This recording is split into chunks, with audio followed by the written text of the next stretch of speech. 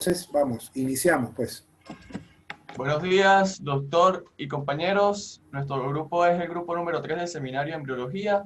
Nos corresponde el tema número 26, que es el desarrollo del tallo encefálico, parte 1. Nuestro grupo está conformado por Carlos Chávez, Leinecker López, Brian Villamizar y mi persona Javier Duque.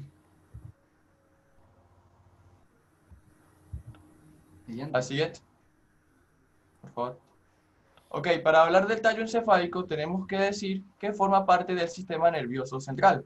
Por lo tanto, vamos a dar una pequeña introducción de cómo se forma este tallo encefálico. Pero primero tenemos que saber cómo se forma el sistema nervioso central.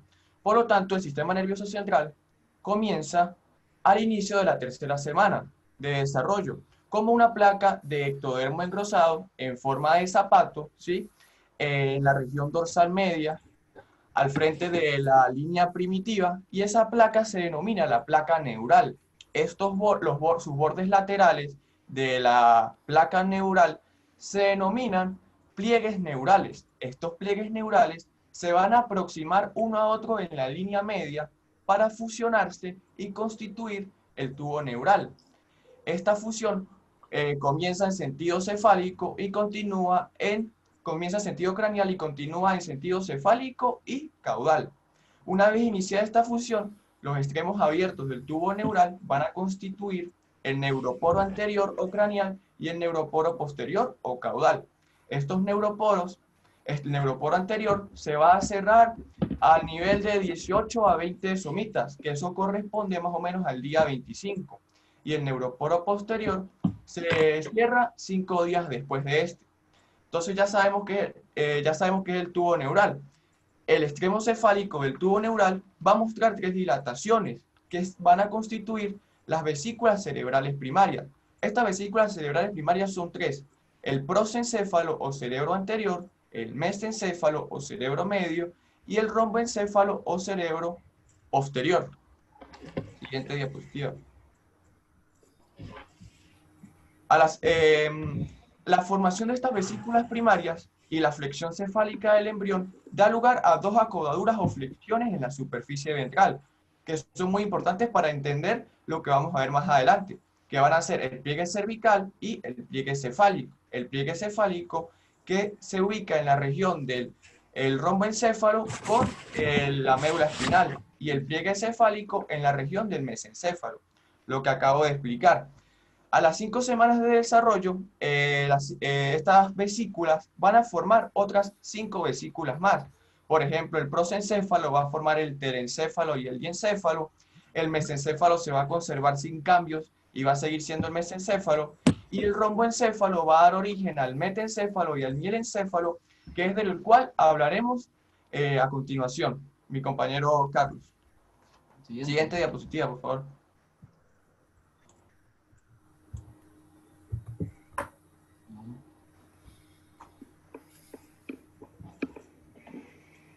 Bueno, a continuación hablaremos primero sobre el desarrollo del tallo encefálico. Se dice que el encéfalo y el tallo encefálico se forman a partir de las vesículas cerebrales secundarias, que van a dar como origen el telencéfalo, el diencéfalo y el mesencéfalo, el metencéfalo y el mielencéfalo. Comienza su desarrollo a partir de la quinta semana de gestación, el romboencéfalo, donde se va a dividir y nos formará las dos vesículas secundarias, que en ellas vamos a poseer el mielencéfalo y el metencéfalo. Ahora muy bien, hablemos del mielencéfalo. Se dice que el mielencéfalo se conoce con el nombre de, perdón, con el nombre mielencéfalo se conoce como la primera vesícula del encéfalo en el sistema nervioso embrionario. Se tenemos en cuenta que está la vesícula más caudal del tallo encefálico. Es originada por el romboencéfalo o el cerebro, también llamado cerebro primitivo posterior, y que posteriormente dará origen a la estructura llamada bulbo raquídeo. La cavidad del romboencéfalo surgirá y se convertirá en el cuarto ventrículo, en el acueducto central del bulbo raquídeo. Ok, siguiente diapositiva. Ahora vamos a conocer los límites del mielencéfalo. Doctor, aquí queremos recalcar que tuvimos un pequeño error de redacción de las diapositivas, en las cuales pusimos al revés los límites, pero ya vamos a explicar muy bien cómo es. Entonces, el mielencéfalo posee dos límites. En ellos tenemos un límite superior y un límite inferior. Hablemos primero del límite inferior, que está dado por la emergencia del primer nervio cervical o también llamado nervio raquídeo. Y el límite superior, que se encuentra limitado por la flexura pontina o en otras nomenclaturas denominada curvatura pontina. No sé si usted puede, por favor, señalármelos. Ajá, ahí vamos a poseer el nervio superior, que es la curvatura pontina. Ya, ya, pero que él es el que... Ah, ok.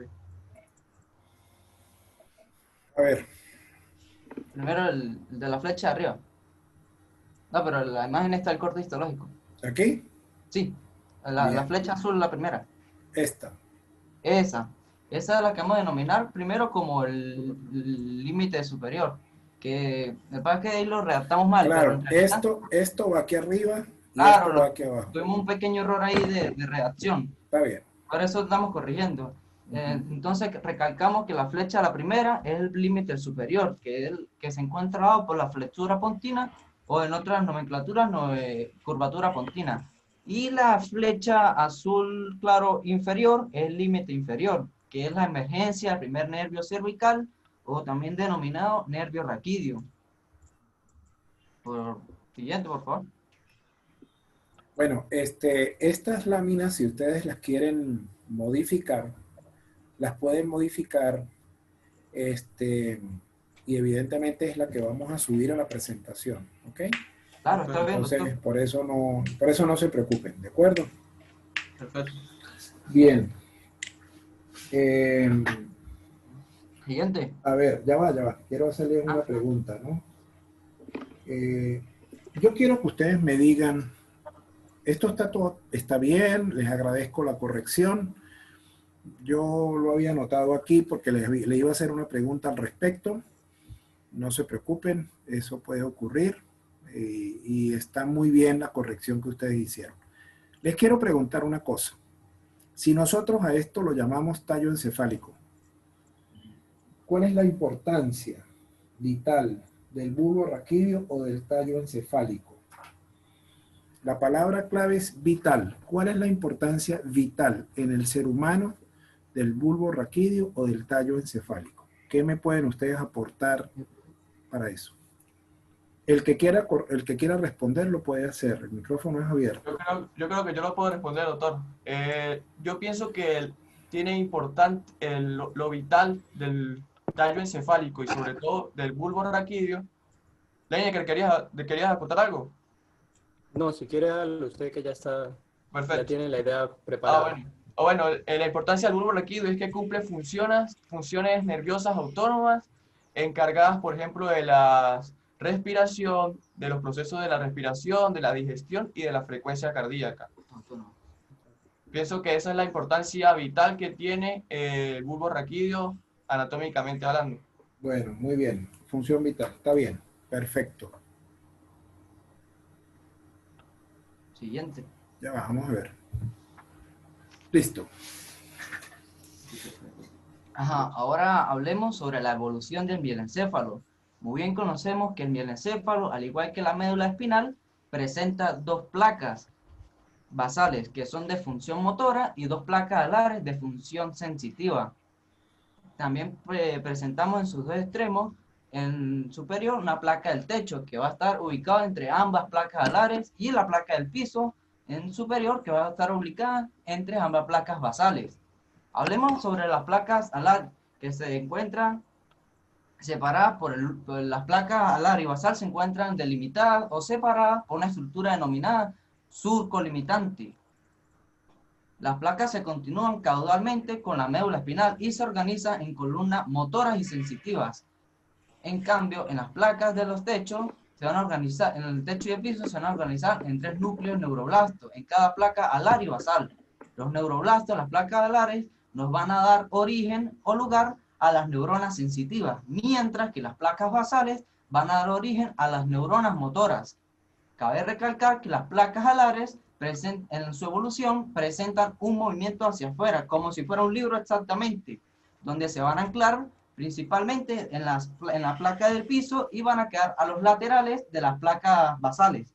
Siguiente para explicarle la... Claro, por eso es que por eso es que se habla de que el aspecto anatómico de esta región es como un libro abierto. ¿Ok? Va evolucionando hacia los lados. Exacto. Y que esas placas alares inicialmente se van por un proceso de amplitud, no tanto dorsalizándose, sino más bien lateralizándose. ¿Sí? Lateralizándose. Díganme una cosa. Cuando nosotros hablamos de neuronas sensitivas y hablamos de neuronas motoras, desde el punto de vista neurológico, ¿qué otro término recibe eso? En cuanto a la conducción Aferentes y nerviosa. eferentes. ¿Cómo? Aferentes y eferentes, creo. Ajá, pero exactamente. Entonces las neuronas sensitivas serían Las aferentes. muy bien, porque son las que están recibiendo la información. Y las neuronas motoras serían las Son eferentes, eferentes. porque Ahora, eso se van a dividir en grupos. van a dependiendo de ejecutar la decisión. Por eso es importante, siempre en la médula ósea, ¿no? Sobre todo en la médula, cuando se habla del arco reflejo, se menciona mucho esta configuración clínica. Ajá, vamos a explicar ahora la evolución con una imagen esquemática. Tenemos principalmente donde se va a generar la evolución, que podemos observarlas, que son las placas alares, que en este caso son el color verde. Van a generar un movimiento hacia afuera, abriéndose como un libro que la va a expresar las flechas moradas. A continuación, dichas placas se van a anclar principalmente a las placas del piso, donde van a quedar lateralizadas a las placas basales. Doctor, ¿puede dar el siguiente que ahí aparece ya en su evolución? Sí, no es que se van a anclar a las partes del piso, sino que esta placa del techo va a descender, se va a abrir como un libro abierto. Estos surcos no desaparecen, se mantienen iguales. Lo que pasa es que aquí en esta zona, cuando hay la migración, en vez de verse esto tan condensado, se van a formar núcleos de neuronas, bien sea aferentes o sensitivas o eferentes o motoras. Claro. ¿Ustedes están viendo el puntero? Sí, por supuesto. Muy bien. Ajá. Ahora hablemos sobre... esto es un corte transversal del mielencéfalo. Dice que a diferencia de la médula, los neuroblastos, las placas alares, migran dorsalmente hacia la periferia y van a formar seguidamente los núcleos aislados de la sustancia gris. Entre ellos vamos a tener los núcleos gráciles, que en este caso lo vamos a tener medialmente.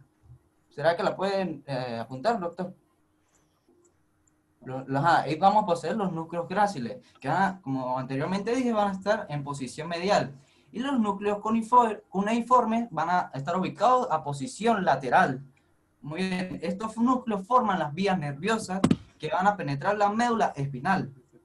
En la parte ventral del mielencéfalo se forman las dos protuberancias, que son las pirámides, que son muy importantes recalcarlo, que son consistentes en fibras corticoespinales que descienden de la corteza cerebral y van hacia afuera de la médula espinal. Siguiente diapositiva, doctor. ¿Y qué función tienen estos núcleos piramidales o corticoespinales? Si descienden desde la corteza a la médula, ¿qué función tienen? Función nerviosa, ¿no? Claro, si descienden de la corteza a la médula, significa que están llevando una información eferente. Y nosotros, ¿verdad? ¿Para qué sirven esos núcleos? Entonces, estos núcleos van desde la médula ¿hacia dónde? Hacia la corteza cerebral. Exactamente. Entonces, esto es bueno que ustedes lo vayan sabiendo, porque cuando venga la próxima diapositiva, ustedes se van a dar cuenta por qué cuando se clasifican los núcleos, unos tienen función motora y otros tienen función sensitiva. Ajá, aquí en este corte estamos hablando de un corte histológico del mielencéfalo.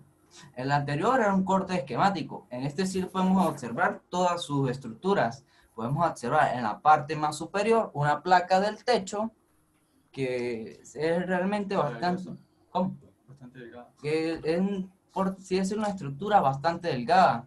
Vemos a los laterales las placas alares bastante definidas, y entre las placas alares y basales vamos a encontrar las estructuras que las separa o delimita, que son denominadas el surco limitante, como anteriormente nombré.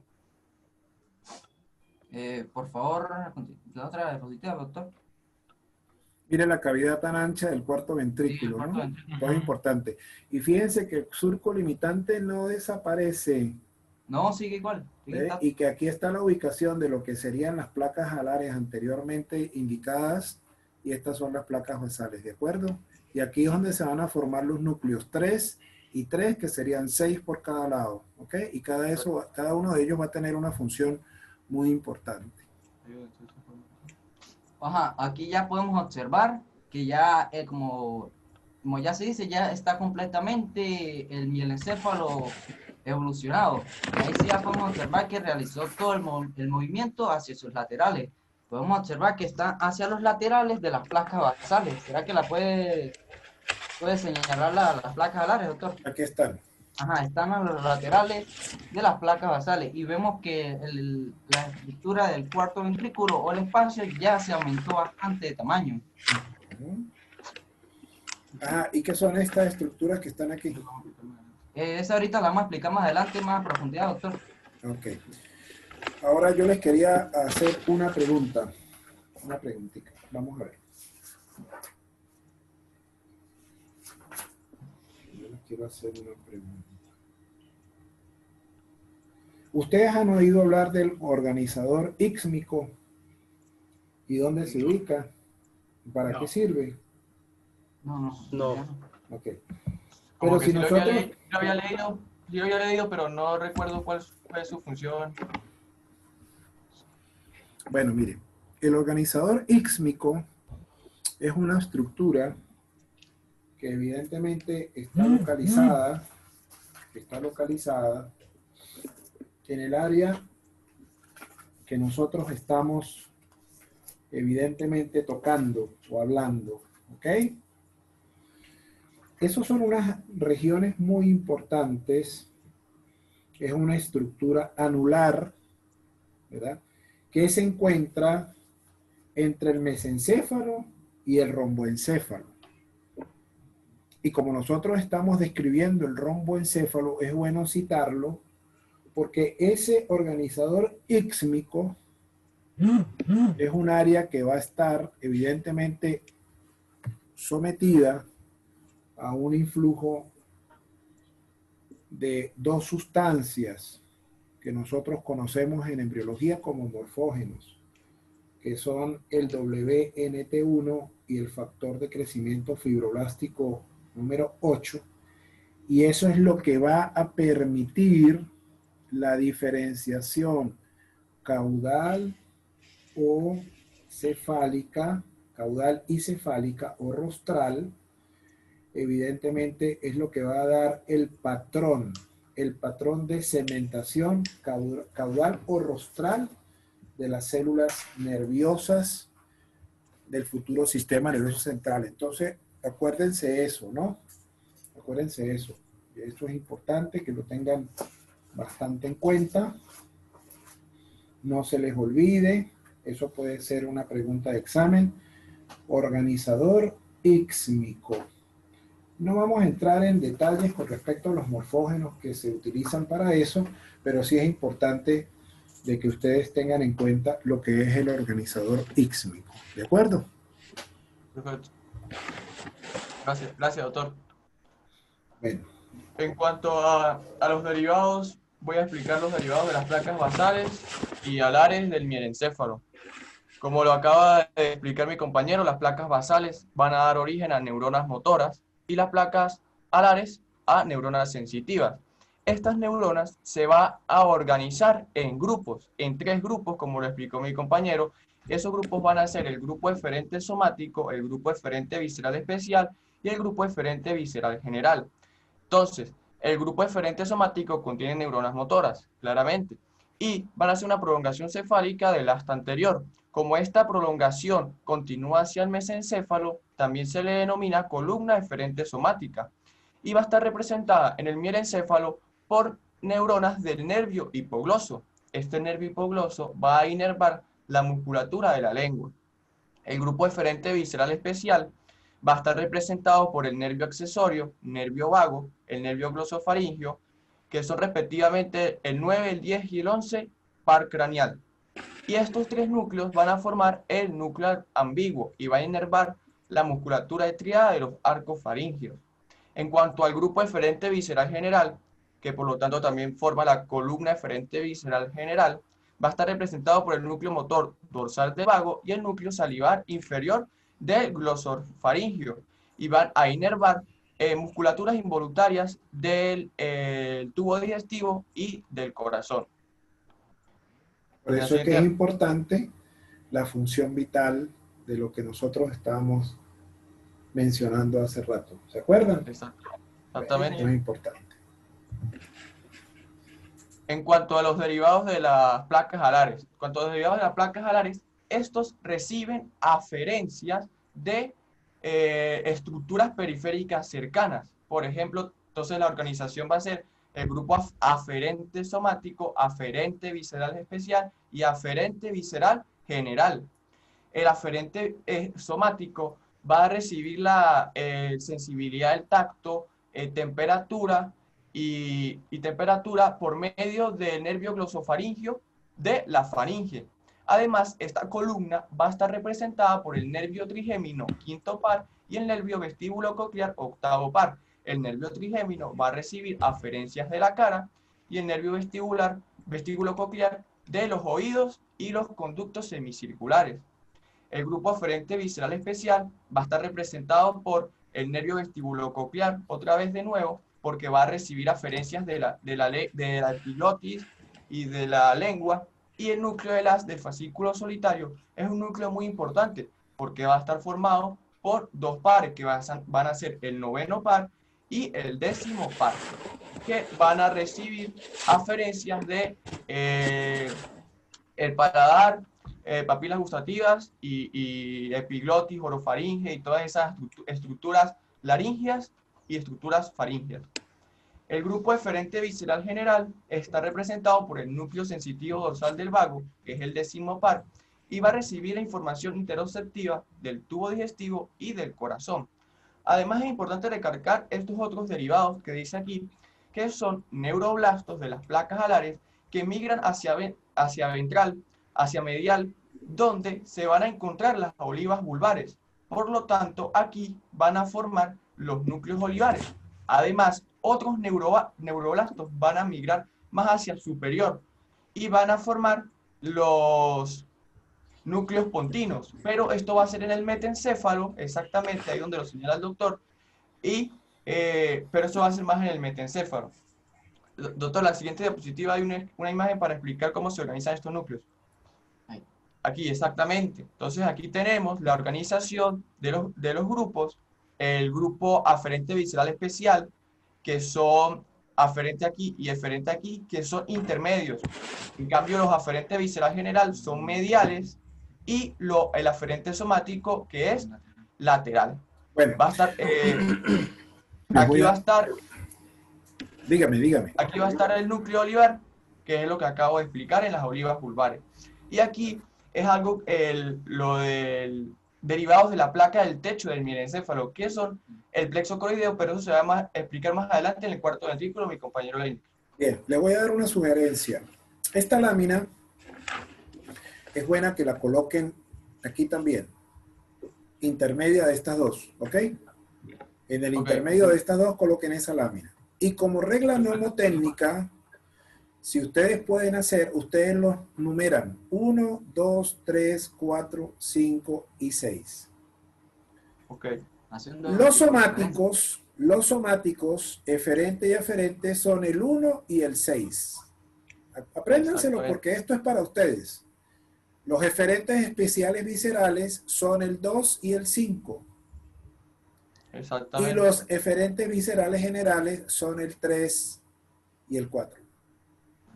Ahí no Exactamente. tienen, 5 y 1, claro, 6, 2, miren, 5, 3, 1, 4. 2, 3, 4, 5 y 6, 1 y 6, 2 y 5, 3 y 4. Ahí no tienen problema. Buena mnemotecnia. Muy ¿Ven? buena mnemotecnia. Entonces, con eso ustedes no se confunden. ¿Por qué? Porque el problema Sí. va a estar siempre en eferente somático, aferente somático. Entonces uno se le pierde, porque como estos son de los alares y cierto. estos son de los basales, se le pierden.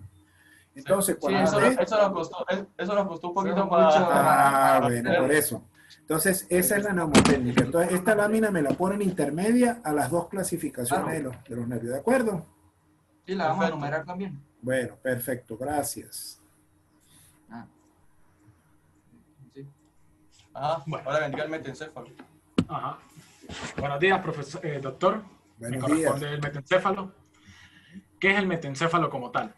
Es la segunda vesícula del encéfalo en el desarrollo embrionario, originada por el romboencéfalo.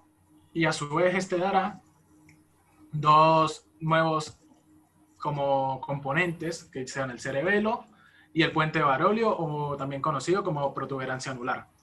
Y 4 nervios craneales. Estos son el quinto, el sexto, el séptimo y el octavo nervio craneal, que son el del nervio trigémino, el del motor ocular externo, el facial y el auditivo. Esto ocurre alrededor de la 5ª semana. Porfa, pasa la diapositiva.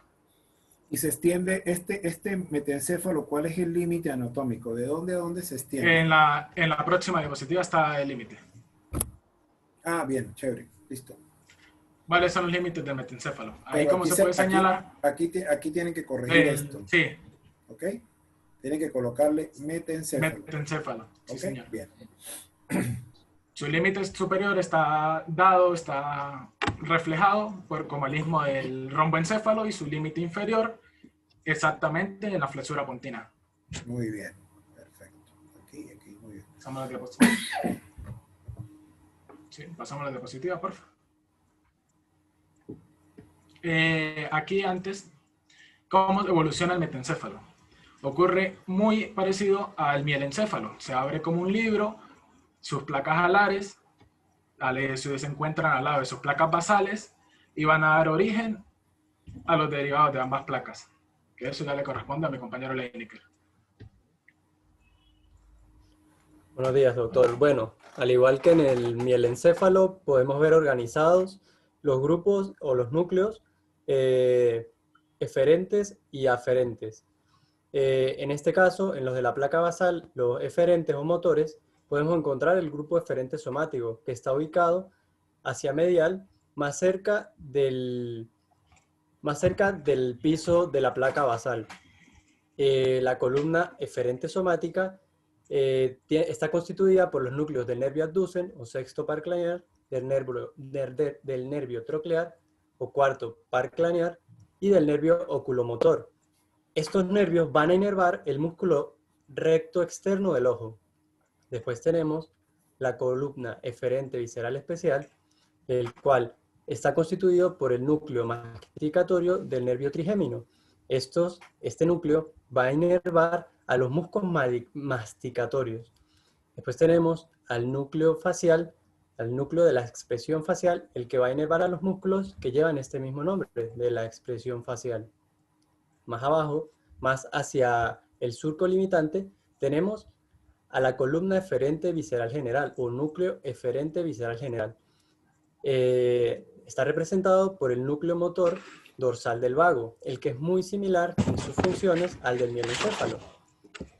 Y también tenemos el núcleo salivar superior del nervio facial, el cual va a tener fibras preganglionares que van a dirigirse a inervar las glándulas esfenopalatinas y maxilar, de las cuales van a partir fibras postganglionares que van a inervar las glándulas submaxilar, sublingual y lagrimal. Es importante hablar del borde marginal de las placas, porque como lo decíamos al principio, aquí en este lugar están los núcleos pontinos. Más arriba usted nos preguntaba al respecto. Estos núcleos son muy importantes porque van a servir como puente para la comunicación entre la corteza cerebral, el cerebelo y la médula espinal. Siguiente, por favor. Ahora tenemos los derivados de la placa alar. Como lo hemos venido hablando desde el principio, los derivados de la placa alar son núcleos sensitivos, es decir, aferentes, que reciben información desde el exterior y la llevan al interior. Aquí tenemos el grupo aferente somático, que está representado por el nervio trigémino y los núcleos del nervio facial. Los núcleos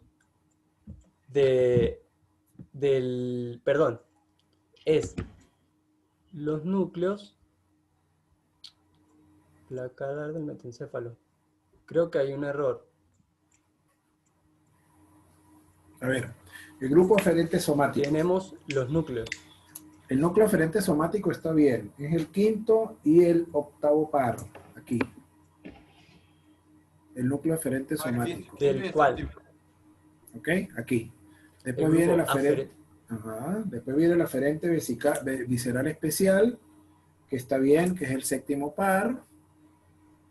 Y el grupo aferente visceral general, que también es el séptimo par y con el vago. ¿Dónde dice que está exactamente? El grupo aferente somático, no, ya recompuse. El núcleo aferente somático recibe los impulsos de los núcleos del nervio trigémino y de los núcleos del nervio facial. Claro. Es igual, recibe la información que proviene desde afuera hacia adentro gracias a los núcleos de a las neuronas de estos nervios. Después tenemos a la columna aferente visceral especial, la cual está representada por el núcleo del haz del fascículo solitario del séptimo par, el cual recibe información desde los 2 primeros tercios anteriores de la lengua.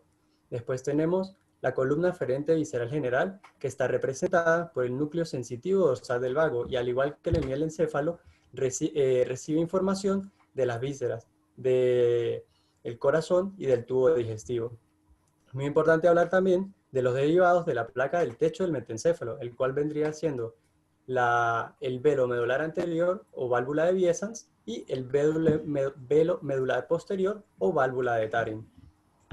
¿Y esas válvulas para qué sirven? La verdad, no sabría explicarle, pero si me hablan a mí de válvulas, entiendo que es como para permitir o impedir el paso de algún líquido. ¿Y quién va a hablar de líquido cefalorraquídeo? Ahora vamos a hablar de la formación del cuarto ventrículo. Claro. El cuarto ventrículo se forma... Claro, el líquido cefalorraquídeo se forma a raíz de los plexos. Sí, pero eso está en la siguiente diapositiva. Claro, pero ahí tienen la respuesta, ¿me entiendes? El líquido cefalorraquídeo. Claro. Esta respuesta, el líquido cefalorraquídeo. Sí, el líquido, igual lo podemos explicar aquí. El líquido cefalorraquídeo se produce a partir de los plexos coroideos, que están formados desde el cuarto ventrículo. Bueno, esta lámina está muy bonita. Esta lámina está muy bonita. Esta lámina está muy esquemática. Sí, porque está el resumen de todos los grupos y de los nervios. Exacto. Y de las localizaciones, ¿ves? Y de las localizaciones, que es importante. De todos modos, fíjense, pudieran hacer una lámina mejor si de repente... no, está bien, porque están involucrando los 3 sistemas. Está bien. Claro, tanto el metencéfalo como el mielencéfalo, como el tipo de nervación y las... Bien, está muy bien. Claro. Esa tabla es del libro de Lachman para cualquier duda. Sí, pues. está bien, está muy bien, perfecto. Entonces, perfecto. Y el cuarto ventrículo se forma a partir de la cavidad del mielencéfalo y de la cavidad del metencéfalo. Las paredes del metencéfalo forman la protuberancia o el puente varorio o cerebelo, mientras que su cavidad constituye, como lo decía anteriormente, la parte superior del cuarto ventrículo. Al igual que la parte rostral del mielencéfalo, el acordonamiento pontino origina la separación de las paredes, lo que hablábamos de la evolución del mielencéfalo, que es muy similar a la evolución del metencéfalo. La cavidad del mielencéfalo forma la parte inferior del cuarto ventrículo. Aquí en el cuarto ventrículo, como es muy importante hablar, están ubicados los plexos coroideos, que son aquellos que forman o que producen el líquido cefalorraquídeo, que es muy importante para todos los procesos neurales del cuerpo. El techo del mielencéfalo consiste en células ependimarias que están cubiertas de pía madre, que es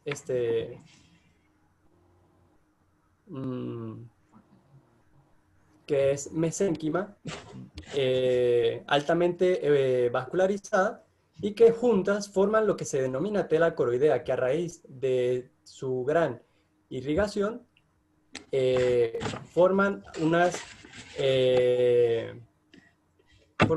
bolsas que se van abriendo paso dentro del cuarto ventrículo y, como lo he dicho ya varias veces, forman el líquido cefalorraquídeo. Muchísimas gracias. Bien. A ver, ¿qué les puedo yo aportar sobre esto, sobre los plexos coroideos? Mire que esta lámina está muy esquemática y está muy, pero muy bonita. Siempre recordarse de la pía madre, ¿no?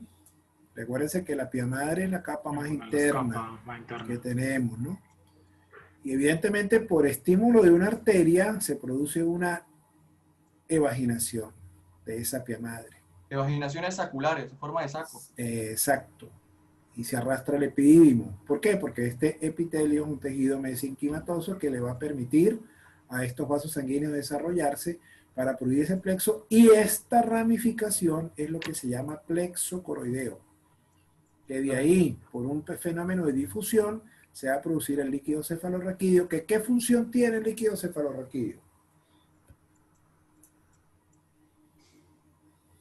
Tiene importantes funciones dentro del sistema nervioso, de sostén sobre todo.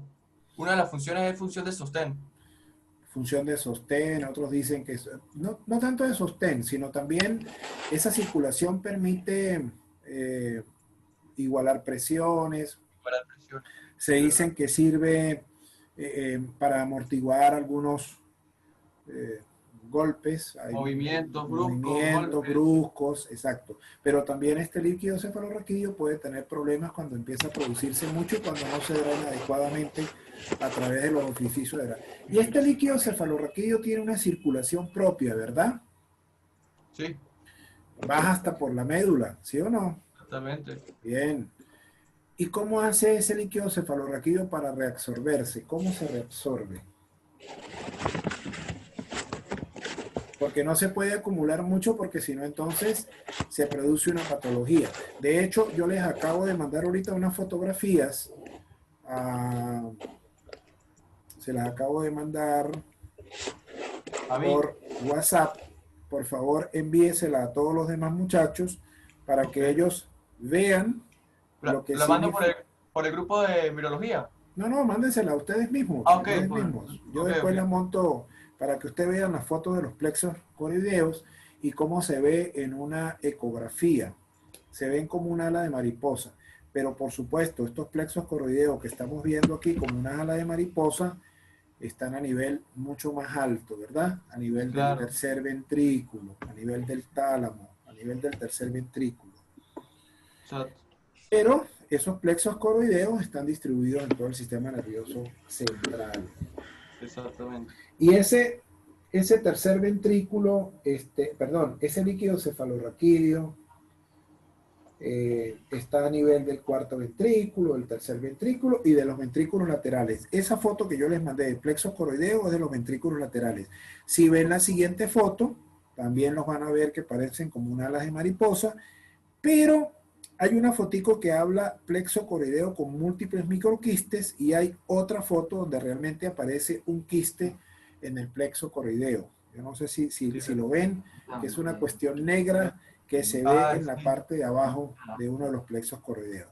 Sí, es cierto. Fíjate que los quistes del plexo coroideo se están utilizando como marcadores genéticos, ¿no?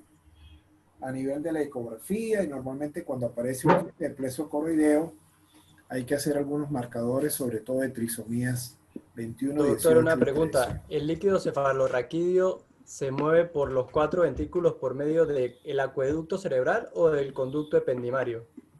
Pues el conducto ependimario, ¿dónde es? ¿El conducto ependimario dónde queda?